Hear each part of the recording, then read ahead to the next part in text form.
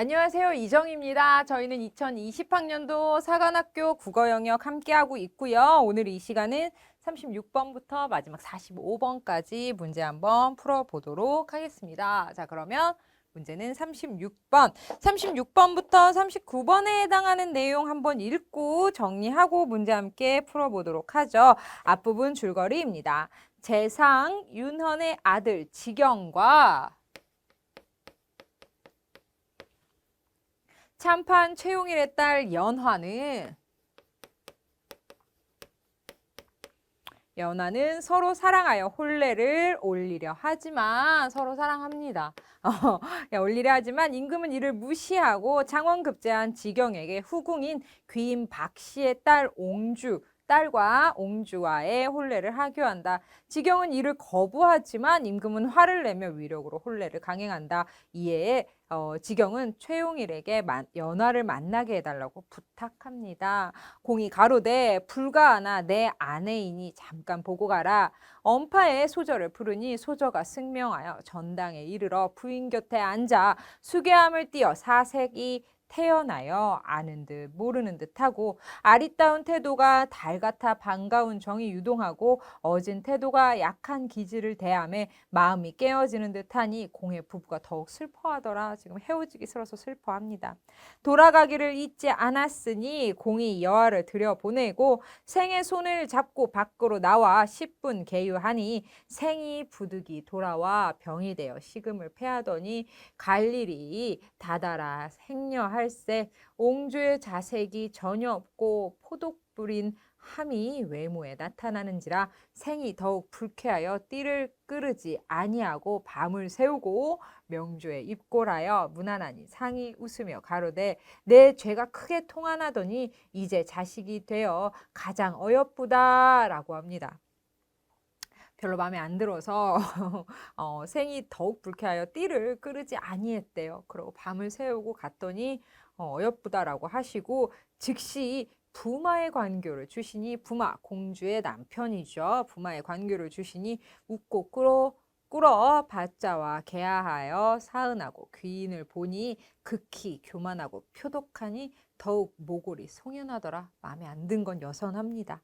박귀인이 부마의 풍채를 사랑하고 더욱 기꺼워하더라. 부마가 집에 돌아와 대문에 들며 하인이 명하여 교자를 산산이 깨치고 들어와 소매 속으로부터 부마의 관교를 내어 땅에 던져버립니다. 윤공이 크게 책망하여 가로되 이 어언 일이뇨. 임금이 주신 교지를 엄수히 여김에 어찌 이렇듯 불공한가 하고 또 개유하더라 라고 하고 있습니다. 별로 마음에 안 드니까 임금이 준 거라도 내동댕이 친 거겠죠. 이때 당시에는 이게 굉장히 큰 일이죠. 윤공이 집의 서문 밖일러니 윤공의 집은 서문 밖이라고 합니다. 옹주궁을 경내 공명동에 짓고 골명동에 짓고 상이 윤공을 성내로 들라 하시니 공이 마지못하여 옹주궁 곁에 집을 사오니 본집은 둘째 아들 정랑에게 주더라. 최용일이 집이 또한 서문 밖일러라. 윤공과 최용일 집 모두 다 서문 밖이네요. 옹주를 친형하여 오니 얼굴이 작고 자색이 바이 없어 시아버지 시어머니가 상하가 불쾌하나 좀 그러네요. 왕이 위험을 두려워 공경 접대하더라. 윤공이 최 씨를 불쌍히 여겨 자주가 보니 그 용모 태도가 절승하여 볼 적마다 사랑하고 어여쁜 마음 가히 없어라. 부마가 궁에 가지 아니하고 부친 계신 외원에 있어 조카, 격석 등을 데리고 자더니 하루는 최 씨를 보러 가니 소저가 부모 앞에서 한 가지로 보는지라 바라보매 아미의 씨름 맺혔으니 더욱이 절묘하더라 라고 되어 있습니다. 쭉 내려가 볼까요? 중략 부분 줄거리 이후로 가보죠. 지경은 옹주를 부인으로 인정하지 않고 연화와의 만남을 지속합니다. 여기서 옹주와의 결혼을 했습니다. 결혼은 옹주와 했습니다. 옹주는 왕의 딸이죠. 그렇죠. 그러던 중 지경은 연하와의 만남을 최홍일에게 발각된다. 내 언제 이를 얻느뇨? 생이 가로되 빙부가 종시었지 아니하시니 아내 그리워 견디지 못하여 8월부터 월장할 계교를 내어 날마다 다녀 스스로 금치 못하다가 오늘 이 욕을 보니 빙불 고집한 탓이로다 라고 합니다.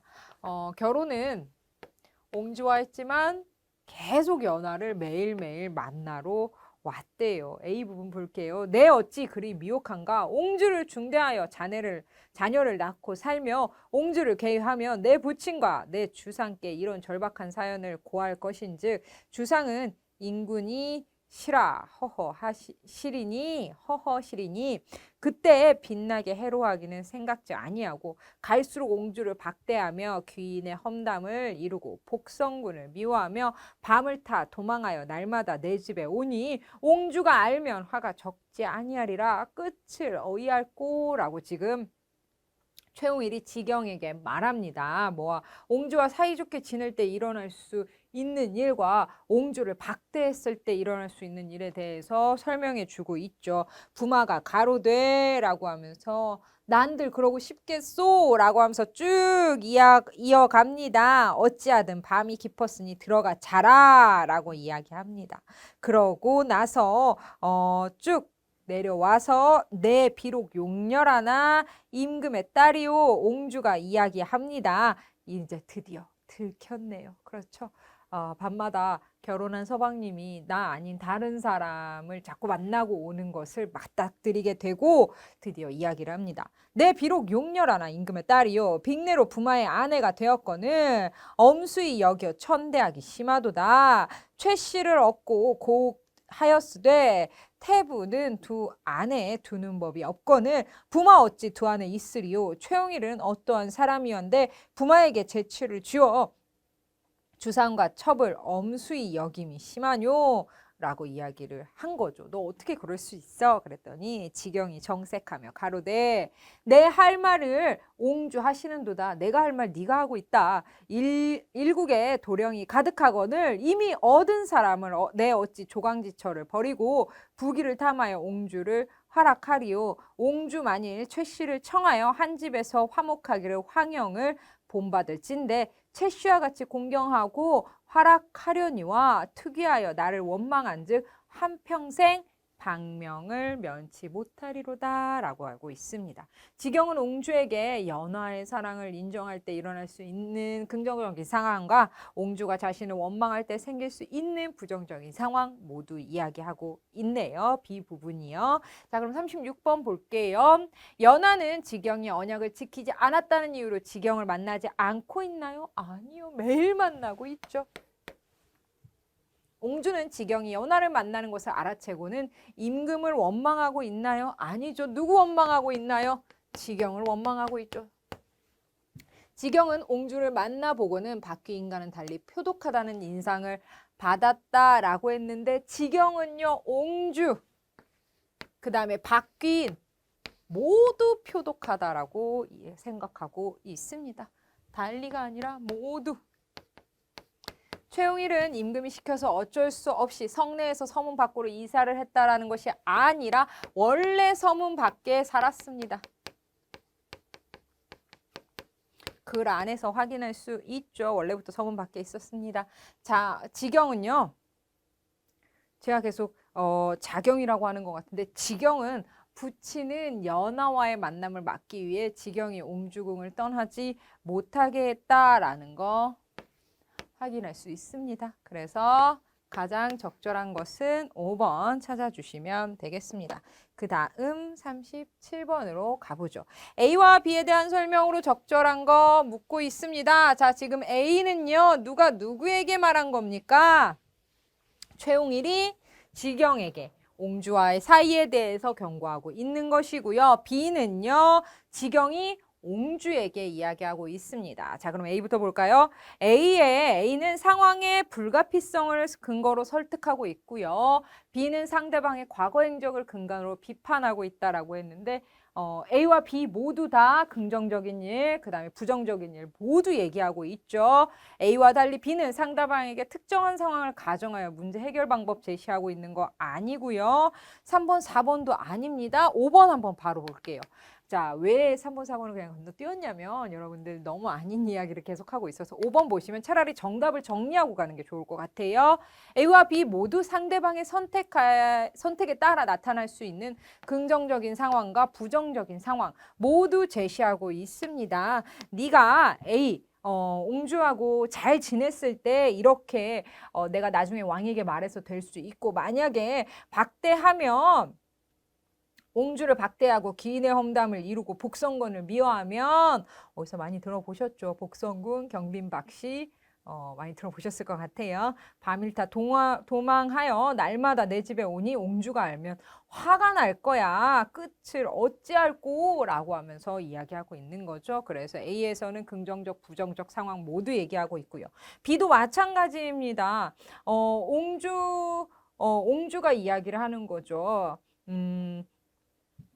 옹주한테 지경이가 얘기합니다. 너 만약에 나와 연하와의 일을 질투한다면 이렇게 될 것이고 네가 인정한다면 이렇게 될 거야 라고 하면서 긍정적 상황, 부정적 상황 모두 다 이야기하고 있습니다. 그래서 37번에는 5번 아닌 것 4개를 읽느니 37번에 그냥 정답을 정리하는 게 더 빠를 것 같아서 37번에 5번 확인해보고 38번으로 가볼게요.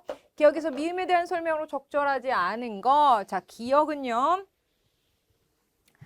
전당입니다. 전당은 지경이 연하를 만나서 즐거움과 슬픔을 느끼는 공간 맞고요. 자, 니은은 집입니다. 지경이 옹주와의 혼례에 대한 불만을 표출하는 공간.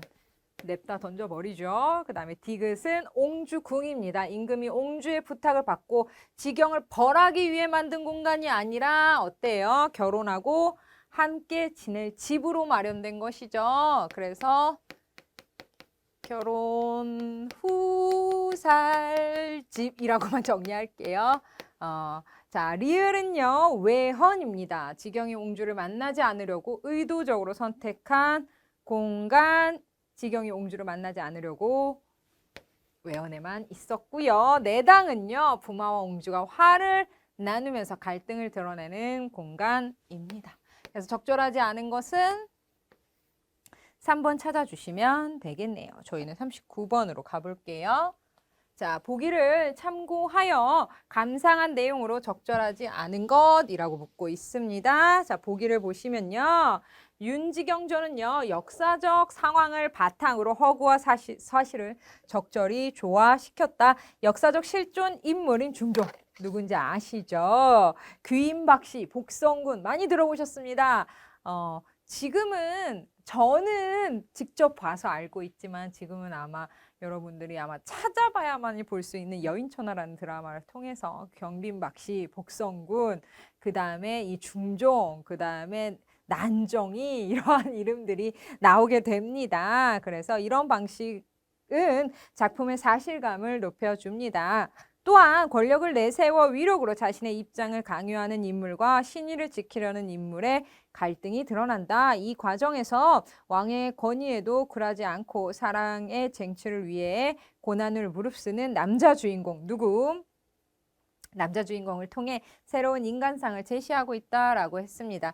지경이 연하를 만나기에 월장하는 행동은 연하에 대한 사랑을 보여주는 건 맞고요. 왕의 권위에도 굴하지 않고 사랑의 쟁취를 통해 가문의 번영 이루려는 것이 아니죠. 기존 제도에 대한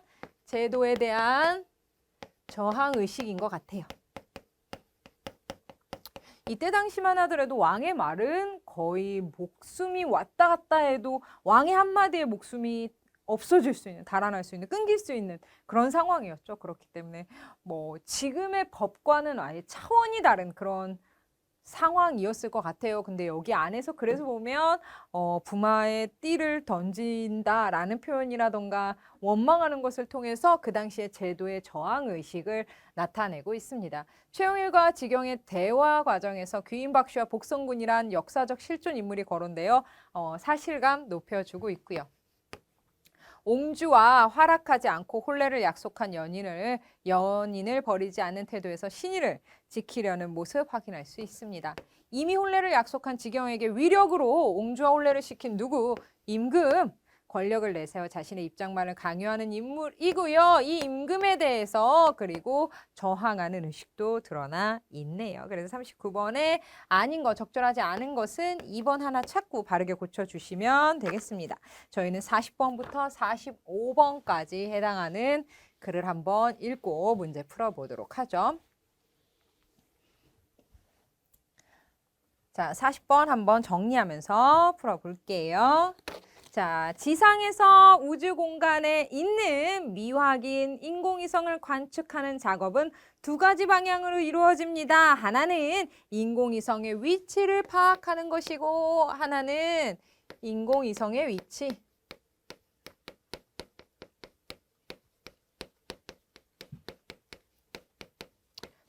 저는 적지만 여러분들은 체크해 주시면 될 것 같아요. 다른 하나는 인공위성의 형상을 통해 인공위성의 기능이나 특성을 파악하는 것이다. 형상을 통해 기능이나 그 다음에 특성 파악입니다. 특성을 파악하는 것이다 라고 하고 있네요. 인공위성의 위치를 파악하는 데에는 SLR 장비가 쓰이고 인공위성의 형상을 파악하는 데에는 적응과학 장비가 쓰입니다 라고 했습니다. 위치를 파악하는 거에는 무엇이 쓰인다? SLR이 쓰이고요. 그 다음에 형상 확인하기 위해서는 인공위성 형성을 파악하는 데는 적응과학이 쓰입니다. 계속 볼게요. SLR 장비는 다시 1번으로 갑니다. 레이저를 이용하여 인공위성의 위치를 정확하게 알아낼 수 있는 장비로서 망원경, 초정밀시계, 레이저, 송수신부 등으로 구성이 됩니다. 위치를 측정하기 위해서는 먼저 망원경을 인공위성으로 향하게 한 다음 레이저 송신부에서 레이저를 쏘게 됩니다. 그 레이저가 인공위성에 반사되어 수신부로 돌아오면 초정밀시계로 레이저의 왕복 시간을 측정하게 됩니다. 인공위성과의 거리를 계산할 수 있게 되죠. 거리는 속력의 시간을 곱한 것입니다. SLR 장비와 인공위성 간의 거리는 레이저 속력 C의 왕복 시간값을 곱한 시간의 곱을 값을 2로 나누어 발음이 좀 그러네요. C의 왕복 시간을 곱한 값을 2로 나누어 왜 2로 나누었나요? 왕복이니까요. 2로 나누어 계산합니다. 나누어 구합니다. 예를 들어 천구의 중앙을 지나는 인공위성이 반사되어 온 레이저의 왕복 시간이 0.2초로 측정이 된다면 SLR 장비와 인공위성의 거리는 C 곱하기 0.2초 곱하기 2분의 1입니다. 곱하기를 바꿔서 2분의 1로 계산됩니다. 이렇게 구한 거리에 SLR 장비의 위치 정보와 망원경이 향하고 있는 방향 정보를 융합하여 인공위성의 위치를 구하게 됩니다.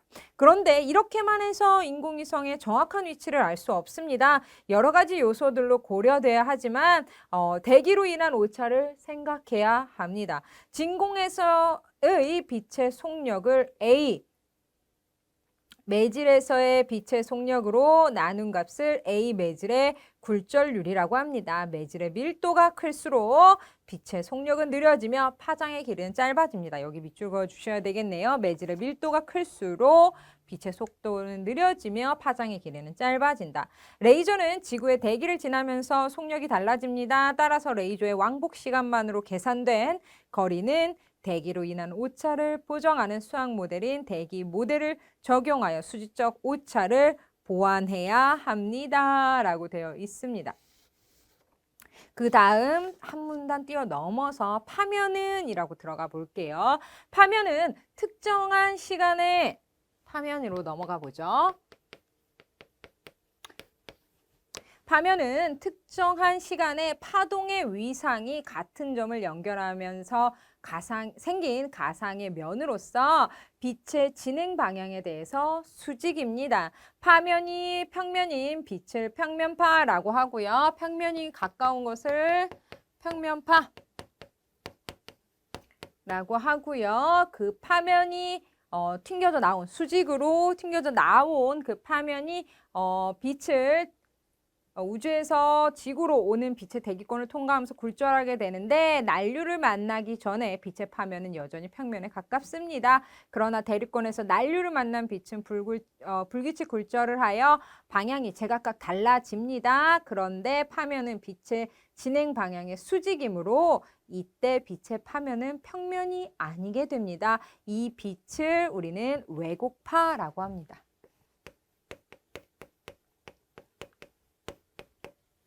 왜곡파라고 하고 그 파면을 왜곡파면이라고 합니다.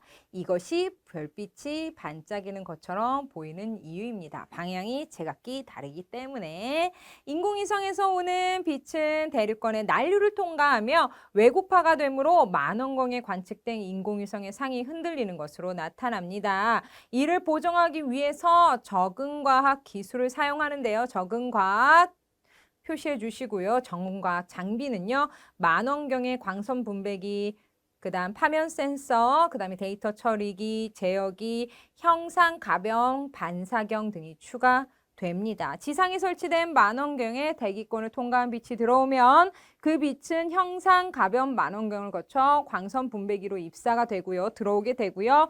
입사가 된 빛은 광선 분배기에 의해 저반부와 파면 센서로 나누어 보내집니다.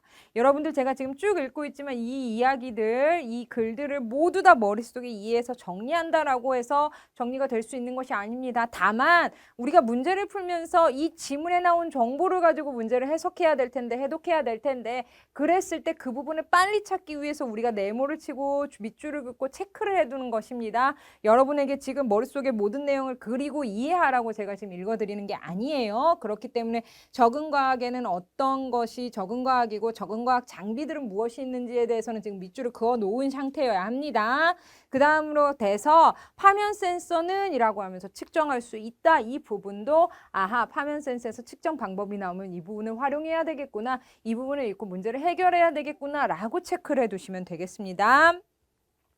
쭉 내려와서 측정된 정보는 데이터 처리기를 거쳐 분석되고 제어기는 분석된 정보를 전기적 신호로 변환하여 형상 가변 반사경으로 보낸다. 형상 가변 반사경은 휘어질 수 있는 거울의 뒤에 구동기가 빼곡하게 달려있는 것으로서 각 구동기에는 제어기가 보낸 전기적 신호에 따라 거울의 뒷면을 밀거나 탈김으로써 거울을 변형시키게 된다.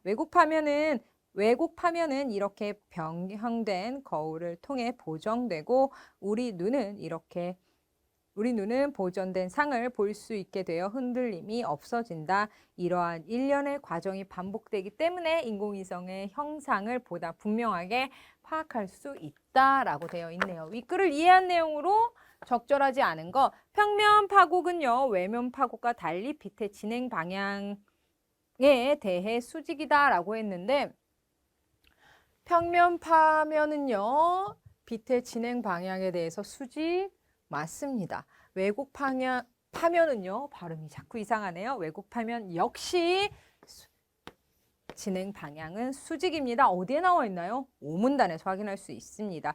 평면 파면, 왜곡 파면 모두 빛의 진행 방향의 수직입니다. 다만 어디 대류권에서 난류를 만나 불규칙 굴절을 하는 것이지 진행 방향은 수직이 맞습니다. 그래서 이 부분 둘 다 라고 고쳐주셔야 되고요. SRR 장비는요. 만원경, 초정밀시계, 레이저, 송수신부 등으로 구성된다라는 거 글 안에서 확인할 수 있고요. 대류권의 난류는 빛의 속력과 파장에 영향을 미쳐 파면을 왜곡시켜서 이후 왜곡파가 생기는 거고요. 지상의 인공위성의 형상을 파악하기 위해서는 적응광학 장비가 쓰입니다. 인공위성의 위치를 정확하게 알아내기 위해서 SLR 장비는 대기 모델을 적용하되고 오차를 최대한 줄이려고 하죠. 그래서 정답은 1번 고쳐주시면 되겠습니다. 41번으로 가볼까요? 기억에 대한 설명으로 적절한 것입니다. 자, 기억은요, 찾아보시면 인공위성의 정확한 위치입니다. 인공위성의 정확한 위치로서 가장 적절한 거는요, 대기의 굴절률이 1보다 크므로 보정하기 전에 파악한 위치보다 더 가까이 있다. 이 부분 어디에서 확인할 수 있나요? 바로 앞장에 보면 매질의 밀도가 클수록 빛의 속력은 느려지며 파장의 길이가 짧아집니다. 빛의 속력이 느려지기 때문에 어때요?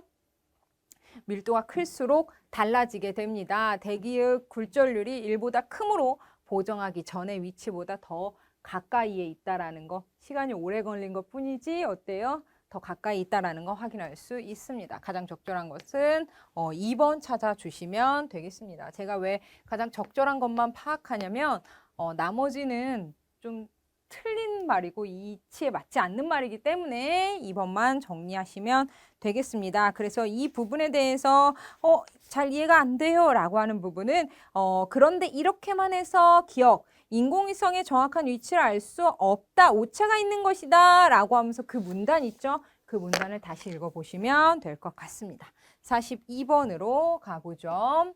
니은에 대한 설명으로 가장 적절한 것, 니은은요.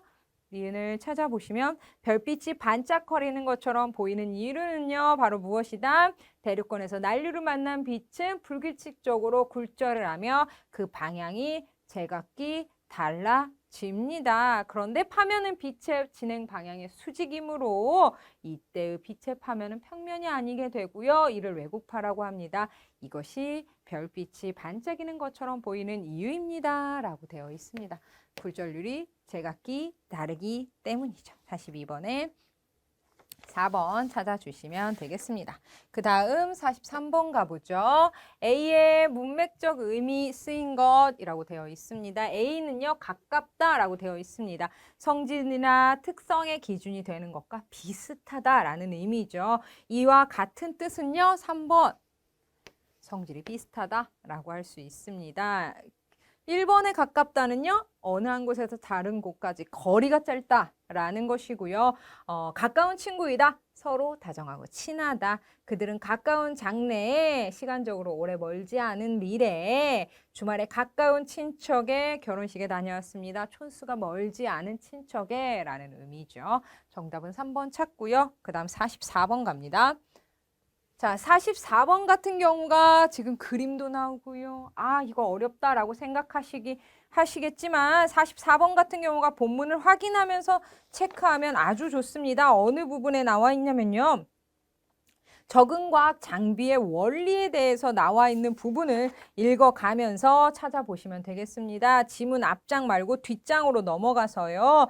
위에서 3번째 문단입니다. 인공에서 오는 빛은 대류와 난류를 통과하며 왜곡파가 생기므로 만원경에서 관측된 인공위성의 상이 흔들리는 것으로 나타난다. 이를 보정하기 위해서 적응과학 기술을 사용한다라고 되어 있죠. 적응과학 장비는 만원경의 광선 분배기, 파면 센서, 데이터 처리기, 제어기, 형상, 가변, 반사경 등이 추가된다라고 하면서 각각의 기능들에 대해서 쭉 설명하고 있습니다. 그래서 적절하지 않은 것은 4번인데요. 어떻게 고쳐줄 수 있냐? 데이터 처리기에서는요. 파면 센서의 정보를 조합하여 보정된 상을 보낸다가 아니라 바로 중심에서 벗어난 방향과 정도를 분석하여 왜곡된 파면의 뒤틀린 정도를 측정 및 분석만 해서 보냅니다. 그러면 데이터 처리기의 정보를 받아 구동기의 정기적 신호를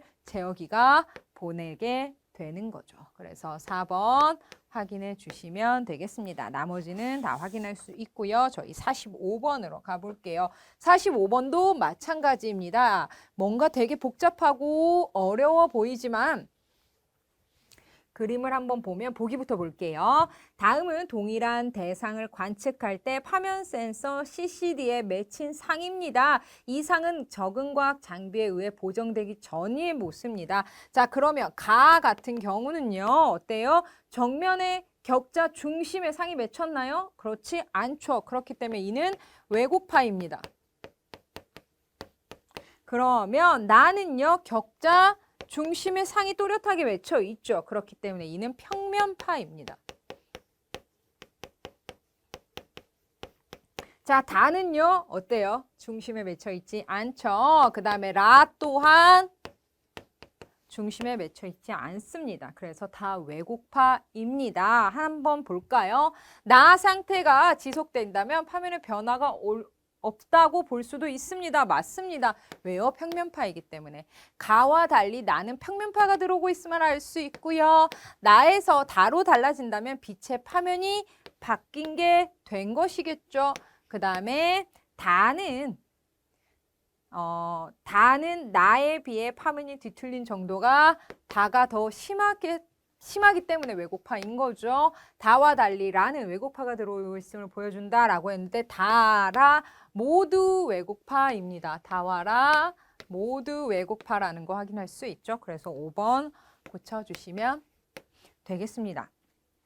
자, 이렇게 해서 오늘 45번까지 해서 모든 문제를 풀어봤는데요. 아무래도 시간이 한정되어 있다 보니까 모든 지문들을 좀 꼼꼼하고 읽고 분석하기에는 시간이 조금 촉박했던 것 같습니다. 그래서 여러분들 제가 좀 스킵하고 넘어가는 경향이 많았는데 여러분들이 문제를 푸실 때는 절대 이러시면 안 되겠죠. 그러니까 여러분들 다시 한번 문제 풀어보실 때는 꼼꼼하게 한 문장 한 문장 확인하시고요. 그렇다고 해서 시간을 너무 길게 잡으시면 안 됩니다. 주어진 시간 안에 문제를 푸는 연습을 하셔야 되겠고요. 마지막 같은 과학 지문 같은 경우는요.